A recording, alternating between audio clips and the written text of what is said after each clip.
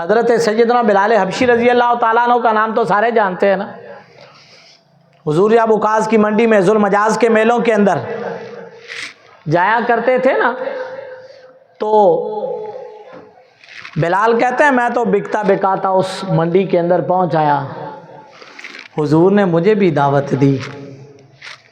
میں حیران ہوا، مجھے تو کوئی بات کرنا بھی پسند نہیں کرتا، میرے ساتھ یہ بندہ میرے ساتھ باتیں بھی کرتا ہے. میرے کریم نبی صلی اللہ علیہ وسلم گزرے تو امیہ بن خلف جو ظلم اور ستم کے پہاڑ ڈال رہا تھا نا، حضور دیکھ کر بے تاب ہو گئے.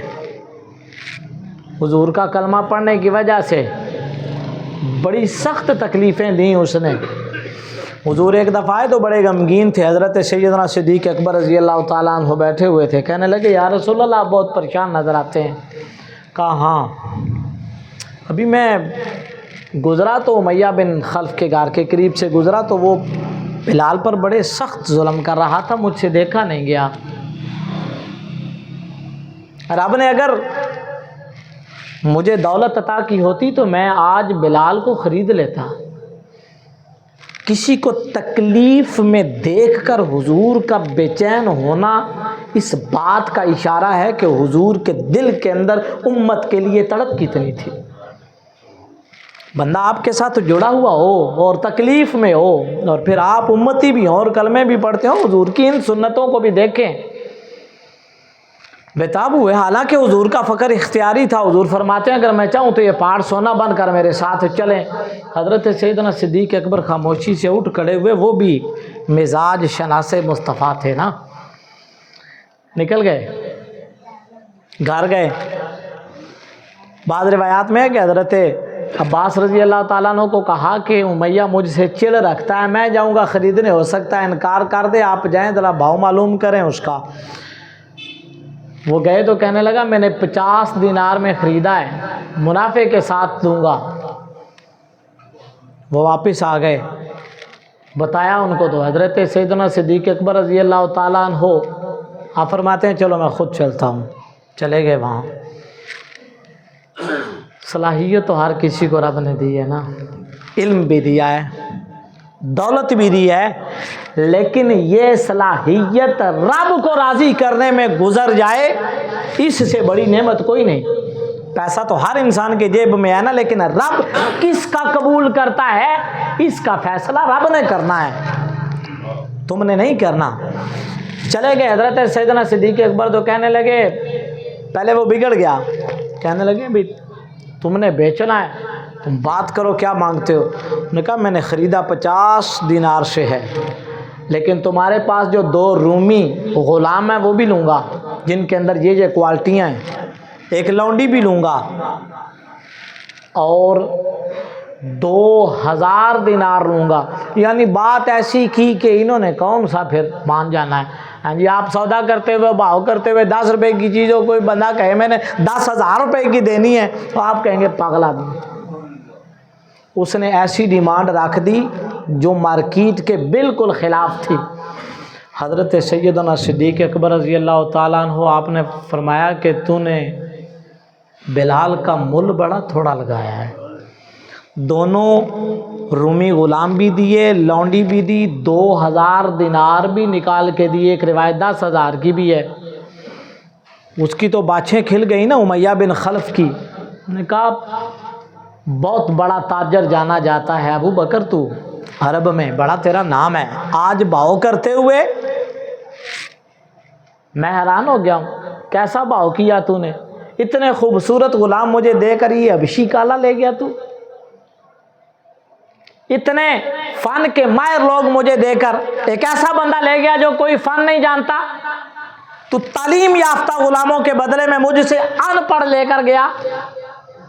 50 دینار کا غلام تو نے مجھ سے 10,000 میں خرید لیا. حیران کر دیا. اللہ اکبر.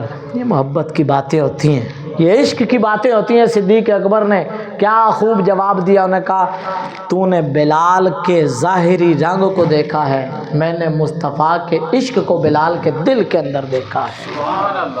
اگر میں روم کا بادشاہ ہوتا اور تو یہ کہتا کہ میں بلال کو تب آزاد کروں گا جب روم کی سلطنت تم میرے نام کرو۔ بلال کا میرے مصطفیٰ کے ہاں اور رب کے ہاں جو مقام ہے وہ اتنا بڑا ہے، میں روم کی سلطنت کا شہنشاہ تجھے بنا کے بلال کو ساتھ لے جاتا۔ یہ ہے میرے مصطفیٰ کریم علیہ الصلوۃ والسلام کی صلاحیت، یہ میرے آقا کریم علیہ الصلوۃ والسلام کے ساتھ عشق اور محبت کی داستان ہے۔ صلاحیت تو رب نے ہر انسان کو دے رکھی ہے، پیسہ بھی ہر کسی کے پاس ہے۔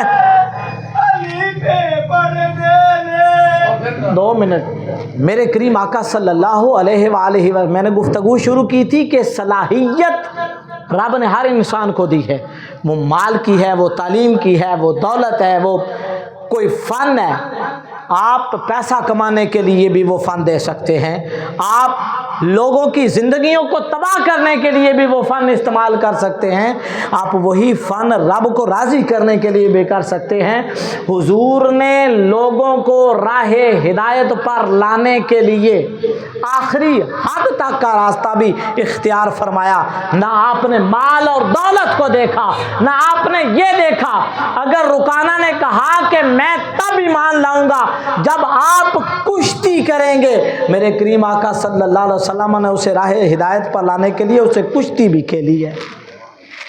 اگر ایمان کی طرف مائل کرنے کے لیے صفانہ بنت حاتم کے چہرے پر اور سر پر چادر ڈالنی پڑی ہے تو میرے مصطفیٰ نے یہ بھی کی ہے۔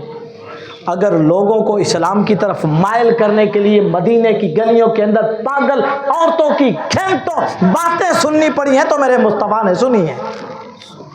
اگر کسی کو راہ ہدایت پر لانے کے لیے اور تکلیف کو دور کرنے کے لیے ضرورت سے زیادہ مال خرچ کر کے آزاد کرنا پڑا تو میرے مصطفیٰ نے کیا ہے۔ کہتے ہیں وہ جب حضرت بلال حبشی کو لے کر حضور کی بارگاہ میں تشریف لائے نا تو بڑے تیار کر کے لائے، ان کو کپڑے نئے پہنائے، جو بھی بکے۔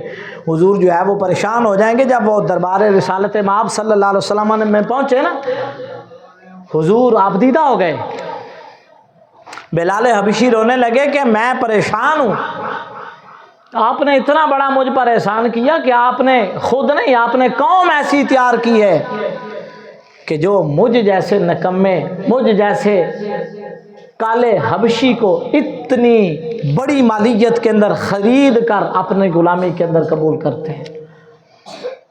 میرے کریم آقا صلی اللہ علیہ وسلم کی ساری زندگی میں آپ نے اس کمزور غلام کو جو اپنی زندگی کے اندر درجے دیے ہیں نا، بہت کم لوگوں کو ملے ہیں۔ قریش کے بڑے بڑے سردار حضور کے غلاموں کے اندر تھے۔ کعبے کی چھت پر آپ نے بلال حبشی کو جا کے کھڑا کیا تھا۔ مؤذن رسالت مآب صلی اللہ علیہ وسلم کے لیے بڑے بڑے آوازوں والے اور بڑے بڑے ناموں والے لوگ موجود تھے، لیکن آپ نے مسجد نبوی کا مؤذن اپنے دور کے اندر اگر کسی کو مقرر فرمایا تھا وہ بلال حبشی تھا۔ حضور کے گھر کے مالی معاملات دیکھتے تھے تو حضرت بلال حبشی دیکھتے تھے۔ انہوں نے بھی ایک لازوال زندگی گزاری ہے، تو اپنی صلاحیتوں کو اس بات پر خرچ کریں کہ آپ کے ساتھ جڑے ہوئے لوگ راہ ہدایت پر آ جائیں۔ اگر آپ کے دل کے اندر یہ خواہش پیدا ہو گئی کہ جو آپ کے ساتھ بیٹھتا ہے، جو آپ کے ساتھ کھاتا ہے، جو آپ کے ساتھ زندگی گزارتا ہے، آپ کے وجود کا اس کو فائدہ ہوا اور وہ راہ ہدایت پر آ گیا، تو سمجھ لیں کہ آپ نے صرف اپنی زندگی نہیں اس کی زندگی کو بھی سنوار دیا۔ وآخر دعوانا ان الحمد للہ رب العالمین۔